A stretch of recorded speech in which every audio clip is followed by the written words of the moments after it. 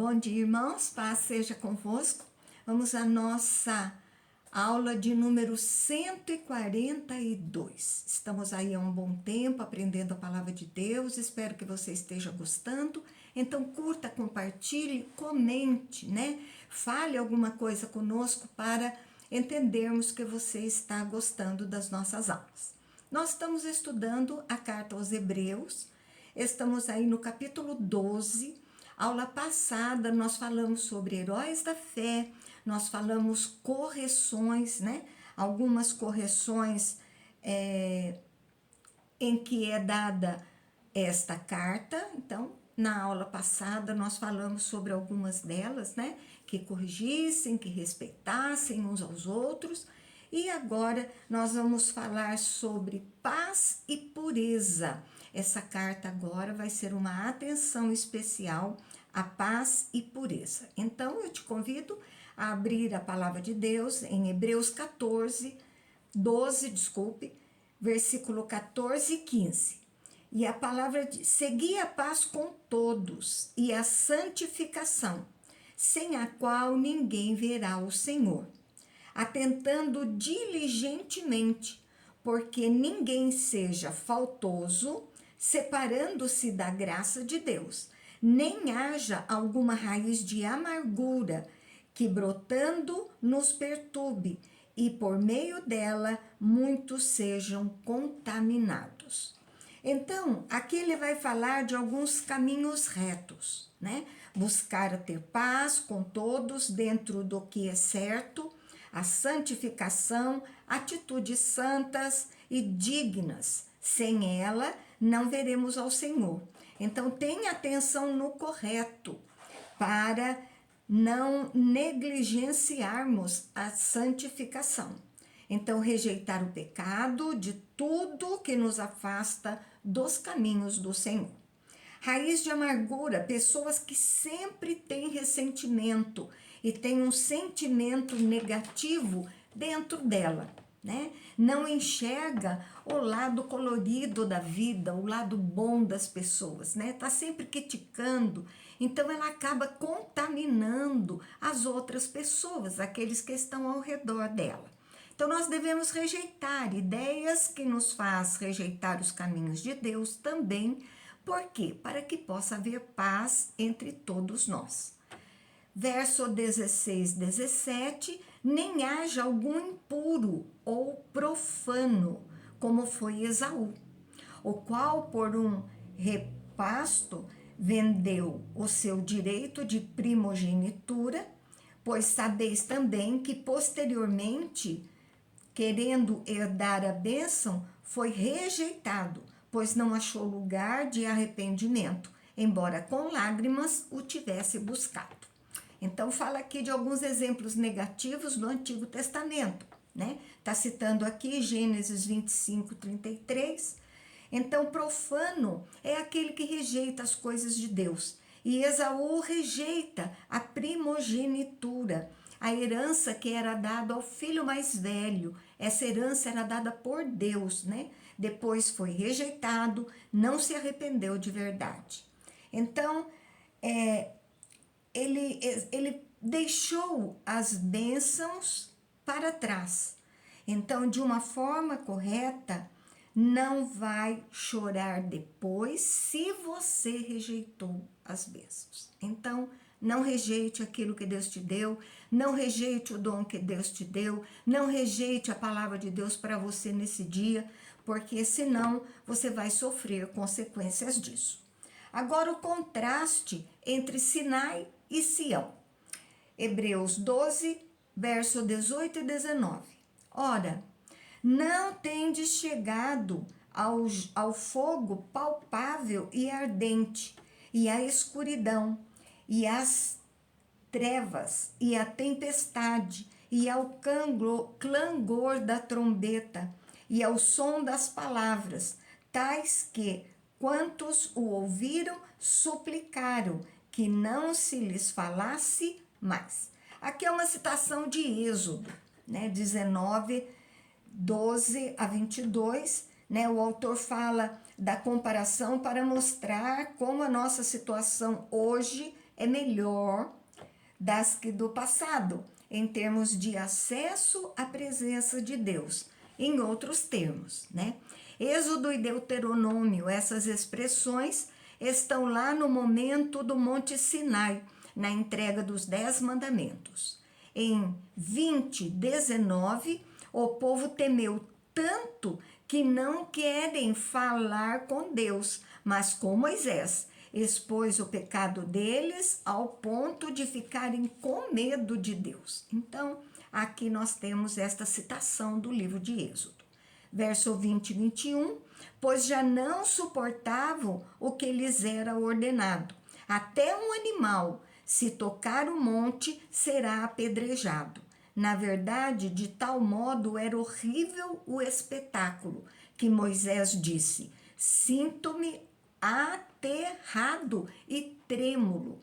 Então, citação ainda de Êxodo 19, verso 12 e 13, né, que existia uma atmosfera de terror, né, que era o poder de Deus.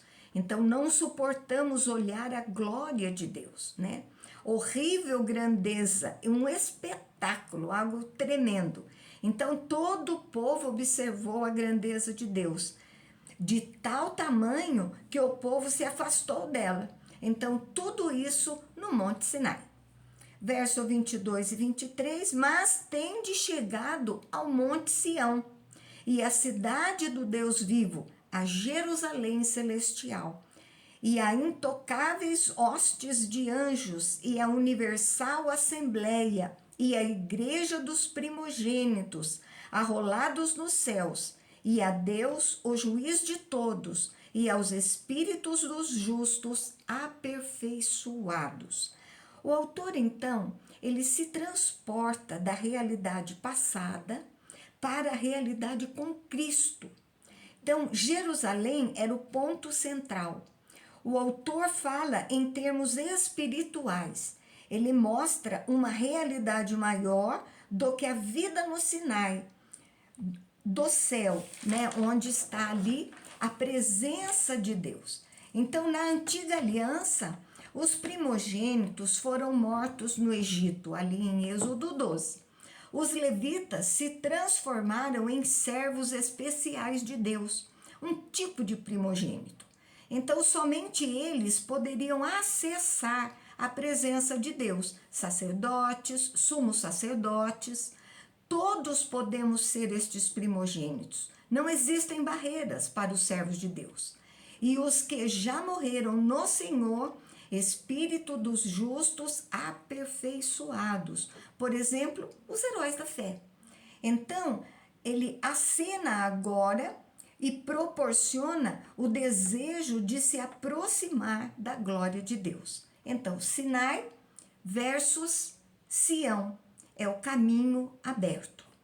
Verso 24 e 25, e a Jesus, o mediador da nossa aliança, e ao sangue da aspersão, que fala coisas superiores ao que fala o próprio Abel.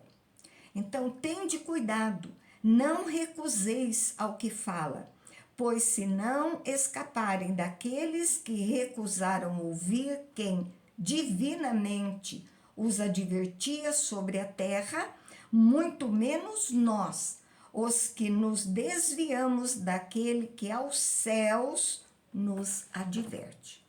Dos céus nos adverte. Então, nós estamos próximos de Jesus, que tornou tudo possível pelo sangue de Cristo derramado por nós.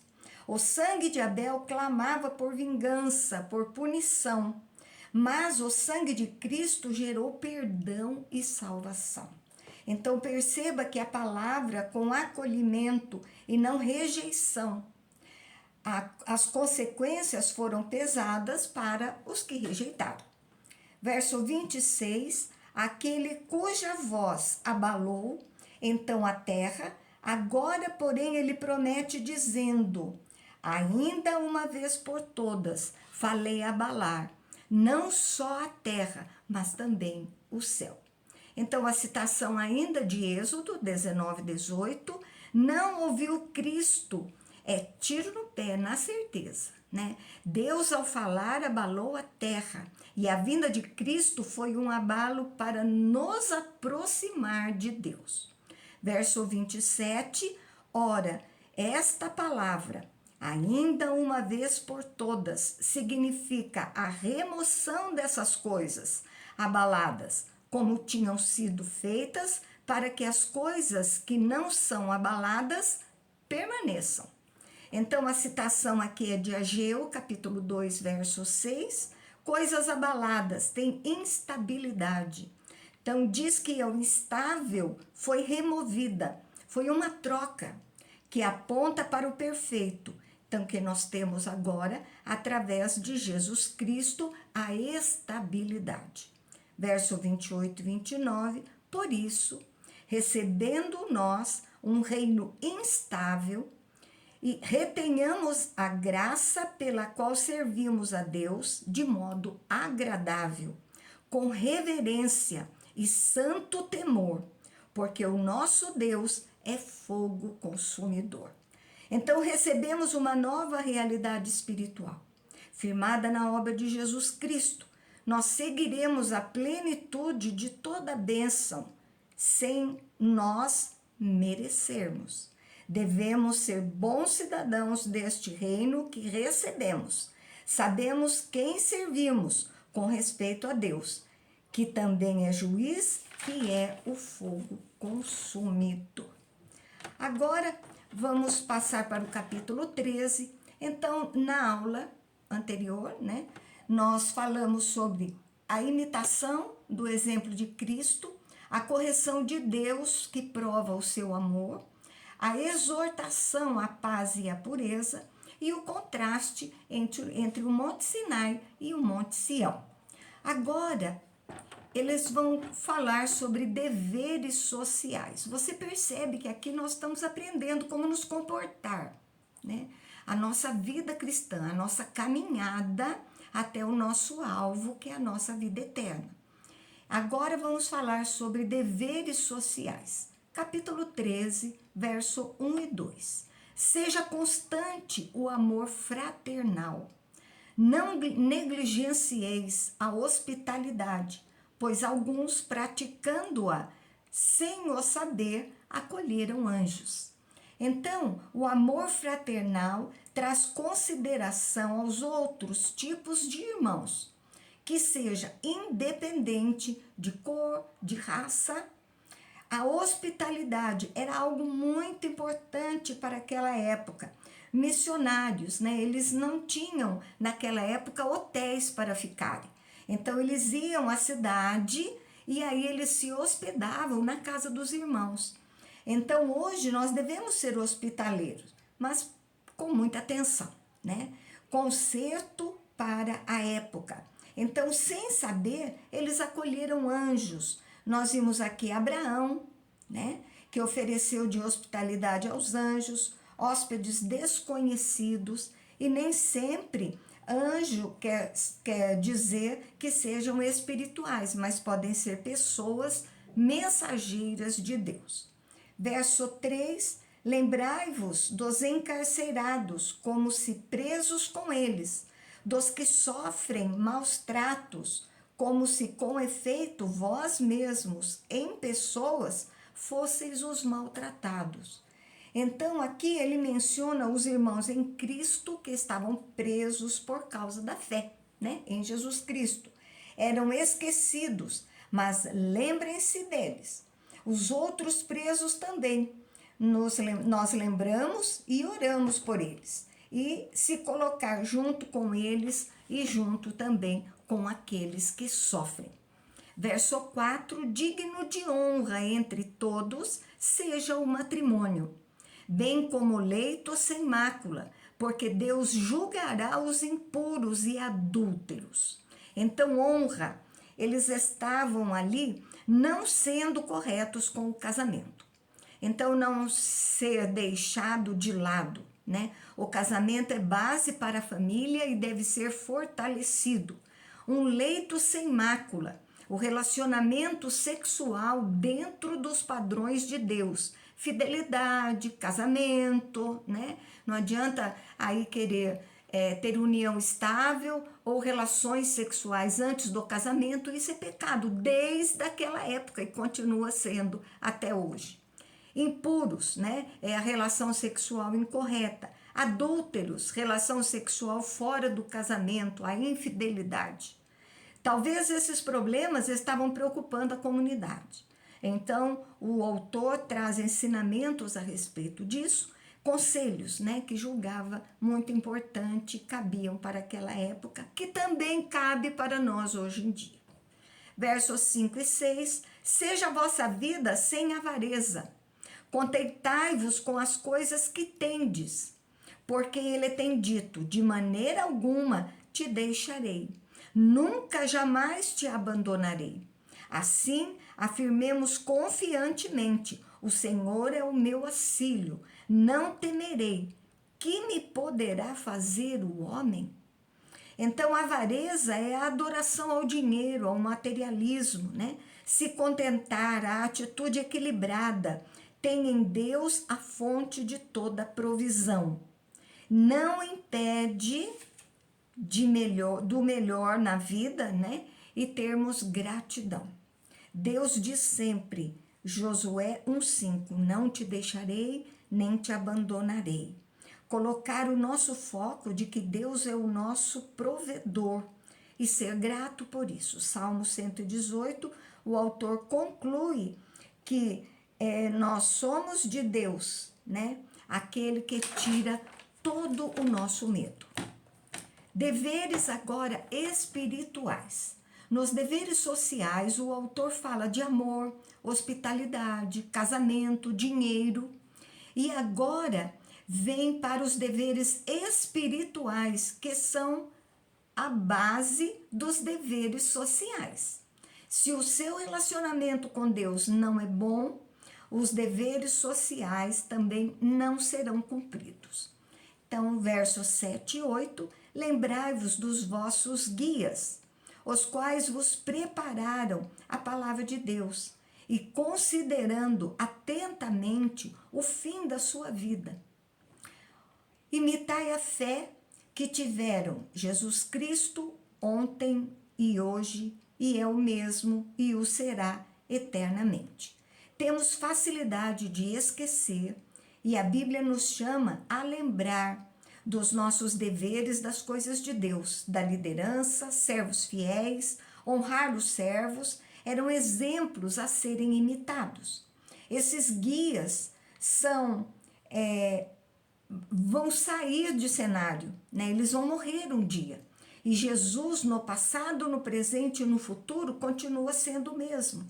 Então, base da nossa fé e vida, né, provoca também a mudança espiritual. Mas Jesus sempre deve ser o nosso imitador.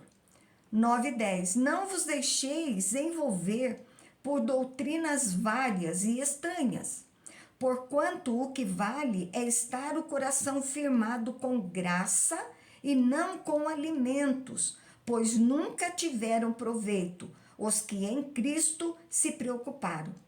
Possuímos um altar do qual não têm direito de correr os que ministram no tabernáculo. O conselho sobre doutrinas tentando adentrar a igreja, né? Não se envolver no que não é verdadeiro, o que é contra a palavra de Deus. A graça é o foco nos ensinos da nova aliança e não com leis alimentares, né? Ali nós vemos rituais que não tira proveito algum disso. Então ele usa uma comparação com a antiga aliança, que o sacerdote podia comer o que era levado ao altar de sacrifício. Parte era para o sacerdote. E agora, no nosso altar, na nova aliança, não tem direito de comer quem está na antiga aliança. Então, o tabernáculo, né, ali os levitas. Então, nós devemos romper, né, com a antiga aliança. Verso 11, pois aqueles animais cujo sangue é trazido para dentro do Santo dos Santos pelo sumo sacerdote, como oblação pelo pecado, têm o corpo queimado fora do acampamento. A citação é de Êxodo 19, 14, é o dia da expiação, né? Onde era feita a oferta pelo pecado, né? Que era feita a Deus. Na antiga aliança tinha o tabernáculo, e nesse dia o animal era morto fora e o sangue era trazido para dentro, no Santo dos Santos, e o corpo do animal era queimado fora do tabernáculo. Verso 12 e 13, por isso foi que também Jesus, para santificar o povo pelo seu próprio sangue, sofreu fora da porta. Saiamos, pois, a ele fora do arraial, levando o seu vitupério. Então ele compara com Jesus, né? Foi levado fora da cidade para ser sacrificado. O sangue de Jesus não foi levado para o templo, mas foi levado diretamente para Deus, o tabernáculo celestial. O arraial era o sistema judaico, né, da antiga aliança, e saiamos com Cristo, sair fora da antiga aliança. Vitupério é insulto, zombaria. Então, sem medo de servir a Cristo. Isso está ligado a doutrinas estranhas. 14 e 15, na verdade, não temos aqui cidade permanente, mas buscamos a que há de vir. Por meio de Jesus Cristo, pois ofereçamos a Deus sempre sacrifício de louvor, que é fruto de lábios que confessam o seu nome. Então, nossos olhos não devem estar neste mundo, porque ele vai passar. Mas buscar a cidade celestial, a Jerusalém celestial. Sacrifícios da antiga aliança eram diferentes, né? Porque para Deus, para Jesus, nós olhamos para Deus, né? Como servos fiéis, gratos a Ele, né? Quando temos fé, a nossa vida produz fruto, que é a prática da fé, e com muita gratidão. Verso 16 e 17, não negligencieis igualmente a prática do bem e a mútua cooperação, pois com tais sacrifícios Deus se compraz. Obedecei aos vossos guias, sede submissos para com eles, pois velam por vossa alma, como quem deve prestar contas, para que façam isso com alegria e não gemendo, porque isso não aproveita a vós outros. Então, o sacrifício de louvor está dentro de nós, mas tem que ter um lado prático, temos que ter atitudes cristãs, ser bondoso em nossas ações, ajudando uns aos outros, praticar o bem com mútua cooperação agrada a Deus. Guias são os líderes, né? Honrar as lideranças, serem avaliados se obedecem à palavra de Deus e andarmos com eles, né? Eles cuidam da nossa vida, vão prestar contas a Deus e que façam com alegria. Qual o proveito de sermos rebeldes? Então, devemos ser bons para que o trabalho dos nossos líderes seja feito com alegria e não com sofrimento. Isso de nada ajuda a você. Algumas recomendações pessoais. Verso 18 e 19. Orai por nós, pois estamos persuadidos de termos boa consciência, desejando em todas as coisas viver condignamente. Rogo-vos com muito empenho, que assim façais, a fim de que eu vos seja restituído mais depressa. Então, o autor deveria ter líderes com ele, por isso ele diz, orai por nós, e estamos fazendo o trabalho correto para Deus. O nosso pensar, o nosso agir sejam dignos no caminho correto. E peço que assim façais. Ele crê no poder da oração para este propósito, que logo seja o encontro deles o mais rápido possível. Verso 20 e 21. Ora, o Deus da paz, que tornou a trazer dentre os mortos a Jesus, nosso Senhor, o grande pastor de ovelhas, pelo sangue da eterna aliança, vos aperfeiçoe em todo o bem, para cumprirdes a vossa vontade, operando em vós o que é agradável diante dele, por Jesus Cristo, a quem seja a glória para todos sempre. Amém. Então, aqui ele fala de um milagre, né? A grandeza do poder de Deus, né, que cuida de nós, que permite que sejamos cuidados por Ele, pela aliança que não terá fim, ela é eterna, é a garantia, né, de um encorajamento. Então, torne completo na prática todo o bem para cumprir a vontade de Deus. Deus age em nosso favor e assim praticamos o bem. E o nosso foco deve ser sempre Jesus Cristo. Verso 22 e 23. Rogo-vos ainda, irmãos, que suporteis a presente palavra de exortação, tanto mais quanto vos escrevi resumidamente. Notifico-vos que o irmão Timóteo foi posto em liberdade com ele, caso venha logo, vos verei.